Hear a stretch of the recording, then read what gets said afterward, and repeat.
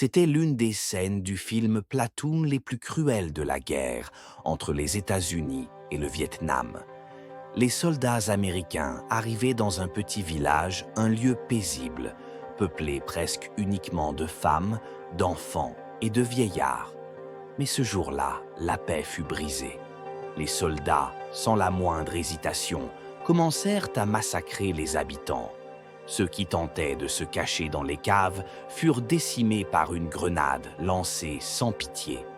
En un instant, le feu jaillit, illuminant les visages déformés par la terreur. La rage des soldats s'abattait sur ces villageois innocents. Certains, paralysés, regardaient leurs camarades commettre l'irréparable, incapables de comprendre, incapables d'agir. Des femmes furent abattues à bout portant, le sang éclaboussant les uniformes. Même les fillettes n'étaient pas épargnées. Puis, dans un dernier geste de folie, les soldats mirent le feu au village. Les greniers explosèrent, les bêtes furent massacrées, les maisons s'embrasèrent sous les cris déchirants des survivants. Soudain, Taylor entendit un hurlement lointain. Il courut, et ce qu'il vit le glaça d'effroi. Un de ses compagnons abusait d'une jeune fille vietnamienne au milieu des ruines encore fumantes. Fou de colère, Taylor intervint. Il ne supportait plus cette guerre, cette descente dans l'enfer, où les innocents mouraient sans raison. Les parents de la fillette avaient déjà brûlé vif, et maintenant c'était son âme qu'on détruisait. Il voulait agir, mais ne le pouvait pas. Il ne pouvait qu'observer l'horreur. La troupe reprit sa marche. Une pluie diluvienne s'abattit, ralentissant leur progression. C'est alors qu'ils tombèrent dans une embuscade. Les tirs vietnamiens éclatèrent dans la nuit, perçant le vacarme de la tempête.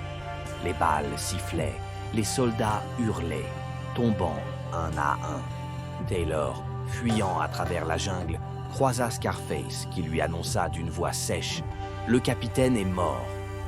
Les hélicoptères furent envoyés pour les extraire. Les soldats blessés étaient embarqués à la hâte.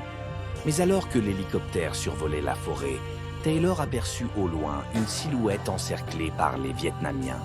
Son cœur se serra, c'était le capitaine.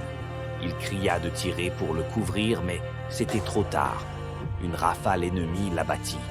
Avant de tomber, le capitaine se mit à genoux, leva les bras vers le ciel, un cri muet, désespéré, perdu dans le bruit des pales. L'hélicoptère passa au-dessus de lui sans pouvoir s'arrêter. Scarface, impassible, regarda la scène, un étrange soulagement dans ses yeux. Si le capitaine survivait, son propre crime serait révélé. Taylor venait d'être trahi.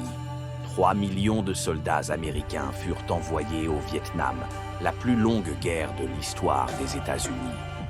Jour après jour, la troupe avançait vers le front, exténuée. Et soudain, les Vietnamiens, tapis dans l'ombre, déclenchèrent une nouvelle attaque. Les explosions retentirent, les mitrailleuses crachaient des langues de feu. Les soldats tombaient les uns après les autres. Les Vietnamiens se jetaient sur eux comme des ombres insensibles à la douleur.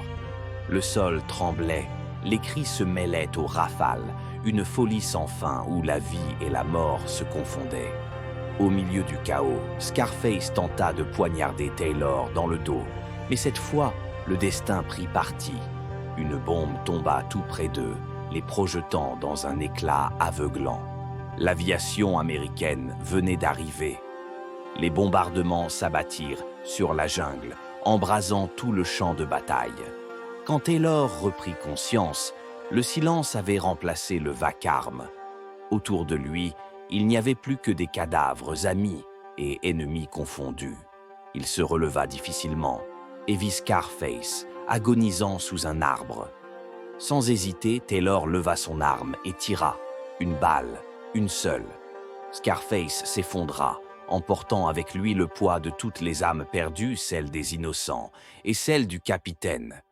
Pendant près de 30 ans, l'Amérique tenta d'éteindre la révolution vietnamienne.